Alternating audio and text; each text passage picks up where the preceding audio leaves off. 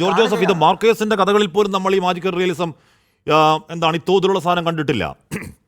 ഓർത്ത് നോക്കൂ George Joseph, ഇത് കേരളത്തിലെ ഏതെങ്കിലും ഒരു സ്ഥലത്താണെങ്കിൽ ഇവിടെ ദേശീയ മാധ്യമങ്ങൾ പടയോടെ ഇറങ്ങില്ലേ? ഇവിടെ കേന്ദ്ര അന്വേഷണ ഏജൻസികൾ പടയോടെ ഇറങ്ങില്ലേ? നമ്മുടെ പോലീസ് അവിടെ ഇവിടെ മൗനത്തിന്റെ പല വഴിയിൽ നൂറ്റിലൊന്നെങ്കിലും കാണിച്ചാൽ ഇവിടെ മാധ്യമങ്ങൾ വലിച്ചു കയറില്ലേ ആ പോലീസിനെ? നോക്കൂ, കർണാടകയിൽ ഇവിടെ ഒരു സംഭവം ഉണ്ടാവും, ഒന്നും വിശ്വസിക്കേണ്ട. ഈ ശുചീകരണ തൊഴിലാളി ആർജവത്തോടെ പറയണം, എന്നെ നിങ്ങൾ നുണപരിശോധനയ്ക്ക് വിധേയനാക്ക്, എനിക്ക് മരിക്കുന്നതിന് മുമ്പ് ഈ പാപഭാരം ഒന്ന് ഇറക്കി വെക്കാൻ വേണ്ടിയാണ് ഞാൻ ഈ കുഴിമാടങ്ങൾ ഓരോന്നോരോന്നായി കാണിച്ചു തരാം. ഈ പറയുന്ന രീതിയിൽ ദേഹമാസകലം മുറിവേക്കപ്പെട്ട്, സ്വകാര്യ ഭാഗങ്ങളിലടക്കം മുറിവേക്കപ്പെട്ട്, നേത്രാവതിപ്പുഴയിൽ ഒഴുകിയടിഞ്ഞ മൃതദേഹങ്ങൾ മേലാവിലെ നിർദ്ദേശം കൊണ്ട് ഞാൻ കുഴിച്ചിട്ട സ്ഥലങ്ങൾ ഓരോന്നോരോന്നായി കാണിച്ചു തരാം, എന്നെ ഒന്ന് കൊണ്ടുപോ എന്ന് പറഞ്ഞിട്ട് പോലീസ് ഇന്ന് മൗനമായി നിൽക്കുകയാണ്. ആർക്കും അതിൽ പ്രതിഷേധമില്ല. കർണാടക മാധ്യമങ്ങൾക്കൊരു പ്രശ്നവുമില്ല, രാഷ്ട്രീയക്കാർക്കൊന്നും പറയാനില്ല, ദേശീയ മാധ്യമങ്ങൾക്കൊന്നും പറയാനില്ല. ഇങ്ങനെയുണ്ടോ ശ്രീ ജോർജ് ജോസഫ്?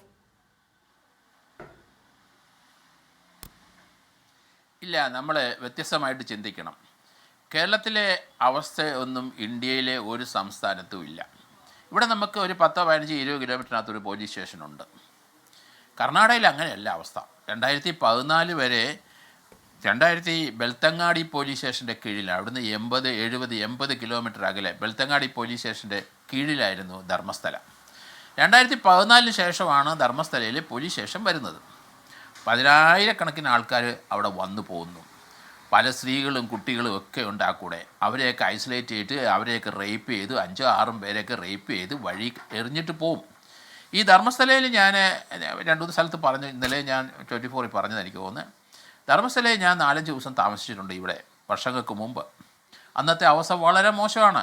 അവിടെ എങ്ങും പോലീസും ഇല്ല, ഒന്നുമില്ല. ഈ ധർമ്മസ്ഥലയിലെ അവിടുത്തെ പ്രതിഷ്ഠ മഞ്ജുനാഥ് ടെമ്പിൾ എന്നാണ് അറിയപ്പെടുന്നത്. ലോർഡ് കൃഷ്ണയുടെ പ്രതിഷ്ഠയാണ്. 800 വർഷം പഴക്കമുണ്ട്. അവിടുത്തെ ആ പ്രതിഷ്ഠ അവിടുന്ന് ഇന്ത്യയുടെ പല സംസ്ഥാനങ്ങളിൽ നിന്ന്, പ്രത്യേകിച്ച് ദക്ഷിണ ഭാരതത്തിൽ നിന്ന് കൂടുതൽ ആൾക്കാർ, സ്ത്രീകളും കുട്ടികളും ഒക്കെ അവിടെ വരും. അവിടെ ഞാനവിടെ 4-5 ദിവസം താമസിച്ചിട്ടുണ്ട്. താമസിക്കാനുള്ള സൗകര്യങ്ങളുണ്ട്, അമ്പലത്തിൻ്റെ പരിസരത്തൊക്കെ ഉണ്ട്.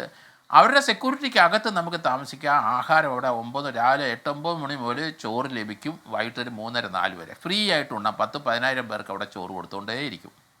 പക്ഷേ ക്ഷേത്രത്തിൽ വരുന്ന പല സ്ഥലത്തുനിന്ന് വരുന്നവർ, പ്രായമുള്ളവരെല്ലാം അവിടെ ക്ഷേത്രത്തിൻ്റെ പരിസരത്ത് തന്നെ, ക്ഷേത്രത്തിൻ്റെ കോമ്പൗണ്ടിനുള്ളിൽ തന്നെ പലരും മരിച്ചു വീഴുന്നുണ്ട്. 2-3 മൃതദേഹമുണ്ട്. അവിടെ ഒരു പോലീസും ഇല്ല. അത് നാച്ചുറൽ ഡെത്താണെന്ന് പറഞ്ഞാൽ അവരങ്ങനെ തന്നെ മൂടും. അതേസമയത്ത് ക്ഷേത്രത്തിൻ്റെ പരിസരത്ത് ടൗൺഷിപ്പുണ്ട്, ഓട്ടോറിക്ഷ സ്റ്റാൻഡുണ്ട്. നമുക്കറിയാം ബെൽത്തങ്ങാടിയിൽ നിന്ന് 74-80 കിലോമീറ്റർ ധർമ്മസ്ഥലയിലോട്ട് ഉണ്ടെന്നാണ് എൻ്റെ ഒരു കണക്കൂട്ടിൽ. ഞാൻ നാളെ സമയത്ത് 2-3-4 കള്ളന്മാരെ അന്വേഷിച്ച് ടാക്സിക്കാരന്മാർ കൊന്ന് കാറ് കൊണ്ട് കടന്നു വരും. പലരും ഷെൽട്ടർ എടുക്കുന്ന അവിടെ ഒരു പോലീസ് വരത്തില്ല എന്ന് അവർക്ക് എല്ലാ ക്രിമിനൽസിനും അറിയാം. അങ്ങനെ പോയതാണ്. അവിടെ മുഴുവൻ സഞ്ചരിച്ച് നേത്രാവതി പുഴയൊക്കെ ഞാൻ കണ്ടു. അവിടെയൊക്കെ വളരെയധികം വിജനമായ സ്ഥലങ്ങളാണ്. ഏകദേശം 400-500 ഏക്കർ അതിന് ചുറ്റും ഫോറസ്റ്റ് ഉണ്ട്. പിന്നെ ആ പോകുന്ന വഴിത്താരകളെല്ലാം അവിടെയൊക്കെ ഓട്ടോറിക്ഷക്കാരന്മാർ, കടകൾ, ചെറിയ ലോഡ്ജ്, അവിടെ ധാരാളം സ്ത്രീകൾ ഒറ്റയ്ക്കും വരും. അങ്ങനെ വരുന്നവരെയൊക്കെ അറ്റാക്ക് ചെയ്തിരും. കുട്ടികൾ വരുന്നവർ 4-5 പേർ ഒന്നിച്ച് വന്നാൽ അവരെ ഐസൊലേറ്റ് ചെയ്ത് അവരെ റേപ്പ് ചെയ്ത് കൊന്ന് വലിച്ചെറിയുകയാണ്. ആ അമ്പലക്കാർക്കൊന്നും ചെയ്യാൻ പറ്റില്ല. ഇതിനകത്ത് പോലീസിനല്ലേ ചെയ്യാൻ ഒക്കുള്ളൂ. അവിടെ മരിച്ചു കിടക്കുന്നവർ അവിടെ കിടന്ന് ചീഞ്ഞഴുകുന്നുണ്ട്. അവരവിടെ സെക്യൂരിറ്റിക്കാർ, ശുചീകരണ തൊഴിലാളി വെച്ച് അവർ വെട്ടിമൂടും.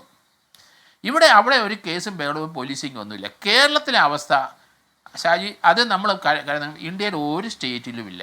ഇവിടെ ഒരു 10-20 കിലോമീറ്ററിനകത്ത് അല്ലെങ്കിൽ അതിനകത്ത് ഒരു പോലീസ് സ്റ്റേഷനുണ്ട്. അവിടെ അങ്ങനല്ല. അത് നമ്മൾ മനസ്സിലാക്കണം. വളരെ വിജനമായ സ്ഥലങ്ങളും ഫോറസ്റ്റുകൾ ഏരിയകളും ഒക്കെ അവിടെയുണ്ട്. അപ്പോൾ അവിടെ നമുക്ക് ഈ അടുത്ത കാലത്ത് ശുചീകരണ തൊഴിലാളി വെളിപ്പെടുത്തിയത് 1985 മുതൽ 2014 വരെ അവിടെ ഉണ്ട്. 480 മൃതദേഹങ്ങൾ അയാൾ തന്നെ അവിടെ കുഴിച്ചു മൂടിയിട്ടുണ്ട്. അതിനകത്ത് അയാൾ പറയുന്നുണ്ട്, ഒരു കുട്ടി, സ്കൂളിൽ പോകുന്ന കുട്ടി സ്കൂൾ ഡ്രസ്സിൽ വന്ന് ബാഗ് കയ്യിലുണ്ട്, അതിനെ വെട്ടി മൂടേണ്ടി വന്നു, മരിച്ച് അതിനെ റേപ്പ് ചെയ്ത് കൊന്നിട്ടത്. അദ്ദേഹം പറയുന്നുണ്ട്. എല്ലാ സ്ഥലങ്ങളും മിക്കവാറും ഒക്കെ അദ്ദേഹത്തിന് അറിയാം. ഒരു സ്ഥലത്ത് തന്നെ 100ഓളം പേരെ കുഴിച്ചിട്ടെന്ന് പറഞ്ഞു. അവിടെ 485 പേരുടെ കണക്ക് അദ്ദേഹം പറയുന്നുണ്ട്. അത് കൂടുതലുണ്ട്, അദ്ദേഹത്തിന് ഓർമ്മയുള്ളതല്ല. അവിടെ നമ്മൾ വിചാരിക്കുന്ന പോലെ ഒരു പോലീസിങ് ഇല്ലാത്തതുകൊണ്ട് പലരെയും കുട്ടികൾ നഷ്ടപ്പെട്ട് പോലീസ് സ്റ്റേഷനിൽ പോയാൽ ഇവിടെ ഒരു നമ്മളൊരു പരാതി പോലീസ് സ്റ്റേഷൻ കൊടുക്കുന്ന പോലെ കറഞ്ഞിട്ട് അവർ തള്ളും. അതിനൊരു കേസും ഇല്ല, ഒരു FIR-ഉം ഇല്ല, ഒന്നുമില്ല. അവിടെ അങ്ങനെ സംവിധാനം ഇല്ല. അത് ഇപ്പോഴും അങ്ങനെ തന്നെ. അവിടെ എനിക്ക് അവിടെ നന്നായിട്ട് പഠിച്ചു. അവിടെയൊക്കെ ഒറ്റയ്ക്ക് നമ്മൾ പോകുന്നത് അത് ആ പുരുഷന്മാരാണെങ്കിലും ശരി പിടിച്ചുപറിയും തല്ലിക്കൊലവും ഒക്കെ ഉണ്ടാകും. പെൺകുട്ടികളും സ്ത്രീകളും 3-4 പേരൊക്കെയാണ് തീർന്നു. അത് ഇന്നും നമ്മൾ അത് മനസ്സിലാക്കണം. കാരണം ഇന്ത്യയിലെ പല സംസ്ഥാനത്തും ഞാൻ പോയിട്ടുണ്ട്. അവിടങ്ങളിലൊക്കെ ഈ അമ്പലവും പരിസരത്തൊക്കെ ഉള്ള വളരെ വിജനമായ സ്ഥലങ്ങളുണ്ട്. അവിടെയൊക്കെ ഇതൊക്കെ തന്നെ അവസ്ഥ. നമ്മുടെ ഇത് വെച്ചിട്ടൊന്നും കണക്കാക്കരുത്.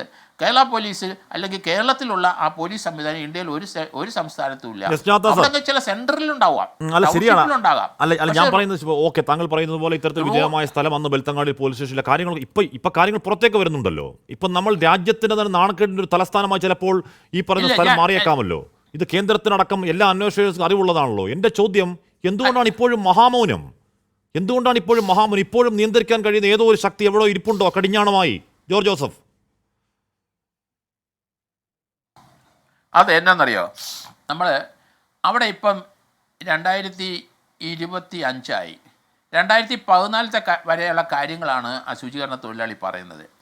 ഇത് വളരെ ഈ മർഡർ, റേപ്പ് ഇതെല്ലാം വളരെ കൂടുതലാണ്. നമുക്ക് അവിടെ ഒരമ്മ ഇപ്പോഴും നടക്കുന്നുണ്ട്. അവർ ഉടുപ്പിയിൽ ഇന്നും വളരെ പ്രായമായിട്ടും ആ അമ്മ എവിടെയുണ്ട്. സുജാത ഭട്ട് എന്നാണ് അവർ പറയുന്ന അവരുടെ പേര്. അവർ CBIയിലെ ഒരു ക്ലർക്കായിരുന്നു, അത് വെസ്റ്റ് ബംഗാളിൽ. അവരുടെ മകള് അവിടെ ഉടുപ്പിയിലെ ഫസ്റ്റ് ഇയർ MBBS പഠിച്ച കുട്ടിയെ അവിടെ വെച്ച് കാണാതെ പോയി. അവർ ഈ അമ്പലത്തിൻ്റെ പരിസരത്ത് വേറെ 3-4 കുട്ടികളായിട്ട് വന്നാണ്. ആ കുട്ടിയെ കാണാൻ തട്ടിക്കൊണ്ട് പോയി കൊന്നുകളഞ്ഞു. ആ അമ്മ അന്വേഷിച്ച് അവർ അനന്യ ഭട്ടിനെ അന്വേഷിച്ച് ഇപ്പോഴും എവിടെയുണ്ട് അവർ. അപ്പോൾ വർഷങ്ങൾ എത്രയായി? ഇത് 2003-ലാണ്. സുജാത ഭട്ട് ഇന്നലെ കൊണ്ട് പരാതി കൊടുത്തു, വീണ്ടും ആ പരാതിയിൽ കേസെടുത്തു. പോലീസ് ഉണ്ടായിരിക്കുക. എവിടെയാണ് കുഴിച്ചിട്ടതെന്ന് അറിയത്തില്ലല്ലോ. ഇതിനകത്ത് നമ്മൾ വിചാരിക്കുന്ന ഒരു റിസൾട്ട് വരുന്നില്ല. ഞാനിപ്പം 3-4 ടിപ്പിക്കൽ കേസ് നമുക്കത് മനസ്സിലായി. അതൊരു മലയാളി അവിടെയുണ്ട്, അദ്ദേഹത്തിൻ്റെ കൊച്ചിനെ കാണാതെ പോയി. അത് 57-ാമത്തെ ദിവസമാണ് അത് നേത്രാവതി പുഴയിൽ നിന്ന് അതിൻ്റെ സ്കെലിറ്റൻ കിട്ടുന്നത്. കാലും കൈയും കെട്ടിയിട്ടുണ്ട്. അദ്ദേഹം ഇപ്പം വിലപിച്ച് അതിൻ്റെ സഹോദരൻ ഇന്നലെ 24 തന്നെ സംസാരിച്ചിരുന്നു. അപ്പം ഇതൊക്കെ പല സ്ഥലത്തും പലത്തും കുഴിച്ചിട്ടു. ഇദ്ദേഹം പറയണതെല്ലാം 100% ശരിയായിരിക്കും. പക്ഷേ ആരെയാണ് കൊന്നത്, അവൻ്റെ ബന്ധുക്കൾ ആരെങ്കിലും ഉണ്ടോ, അതിന് FIR ഉണ്ടോ? അതിന് FIR ഒന്നുമില്ല, ഇനി എടുക്കണം. ഇപ്പം അദ്ദേഹത്തിന് ആ പോലീസിന് ഇപ്പോൾ എന്ത് ചെയ്യാൻ ഒക്കും? കുറേ ഡെഡ് ബോഡി അല്ലെങ്കിൽ സ്കെൽറ്റൻ എടുത്തുകൊണ്ട് ഒന്നും ചെയ്യാൻ ആരെ എന്തെന്ന് അറിയാൻ ഒക്കില്ല. അപ്പോൾ അതുകൊണ്ട് ഈ പരാതിയായിട്ട് ഇപ്പോൾ അവിടെ നിൽക്കുന്ന കുറേ ആൾക്കാരുണ്ട്. പക്ഷേ അന്നേരം നമ്മളൊരു കാര്യം ആലോചിക്കണം. 1983-ലാണ് മലയാളിയുടെ കൊച്ചിനെ നഷ്ടപ്പെട്ടിരിക്കുന്നത്. ഇന്നും വിലപിച്ചുകൊണ്ട് അതിൻ്റെ സഹോദരനും ഇന്നലെ 24 ചാനലിൽ ഞാൻ കണ്ടു. പക്ഷേ 83 ആയി കഴിഞ്ഞപ്പം എത്ര വർഷമായി? അല്ല, ഞാൻ പറയുന്നത് നമുക്ക് അടുത്തടുത്ത് അന്വേഷണത്തിന് സമയം നമ്മൾ ഉറപ്പായും അടുത്തടുത്ത് വരാം. ഞാൻ അങ്ങനെ